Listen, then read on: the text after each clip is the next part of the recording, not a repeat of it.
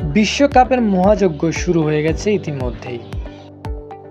তবে এই বিশ্বকাপ অনেকটা মূল্যবান এবং আকর্ষণীয়, কারণ এই বিশ্বকাপে হয়তো 3 কিংবদন্তির অবসর বা শেষ বিশ্বকাপ হতে চলেছে।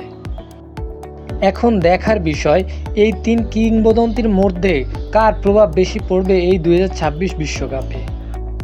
এই 3 কিংবদন্তির মধ্যে 3 নম্বরে নেইমার, যে ব্রাজিল ইতিহাসের সর্বকালের সর্বোচ্চ গোলদাতা। 2026 বিশ্বকাপকে নেইমারের লাস্ট ড্যান্স হিসেবে আখ্যা দিয়েছে অনেকে। সাম্প্রতি তথ্য ঘাটলে এটাই দেখা যাচ্ছে। যদি এই বিশ্বকাপে নেইমার ব্রাজিলকে ফাইনালে নিয়ে যেতে পারে এবং ট্রফি নিতে পারে, তাহলে ব্রাজিল ইতিহাসের সর্বোচ্চ গল্পের সর্বোচ্চ নায়ক হিসেবে তার নামটাই লেখা হবে। 2 নম্বরে রয়েছে ফুটবল ইতিহাসের লেজেন্ড CR7 অর্থাৎ ক্রিস্টিয়ানো রোনালদো। 41 বছর বয়সী এই কিংবদন্তি প্লেয়ার এখন দেখা যাক পর্তুগালকে এই ওয়ার্ল্ড কাপে কতটা সাফল্য এনে দিতে পারে। এই বয়সেও সে মাঠে থাকলে প্রতিপক্ষ তাকে নিয়েই চিন্তা করে। এই ওয়ার্ল্ড কাপই হয়তো CR7-এর শেষ ওয়ার্ল্ড কাপ।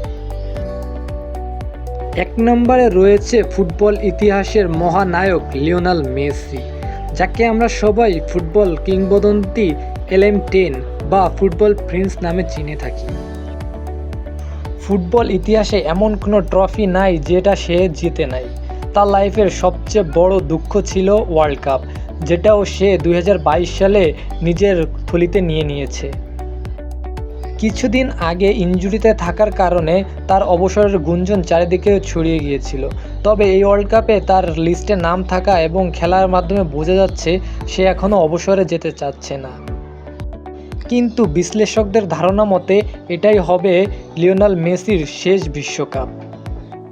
এখন দেখার বিষয় এই ফুটবল প্রিন্স পরপর 2 বার ওয়ার্ল্ড কাপ ট্রফি নিজের থলিতে নিতে পারে কি না। যদি সেটা সম্ভব হয় তাহলে ইতিহাসে নতুন করে নিজের নাম লেখাবে। আপনাদের মতে এই ওয়ার্ল্ড কাপটা কার জন্য সবথেকে বেশি গুরুত্বপূর্ণ কমেন্ট বক্সে লিখে জানাবেন।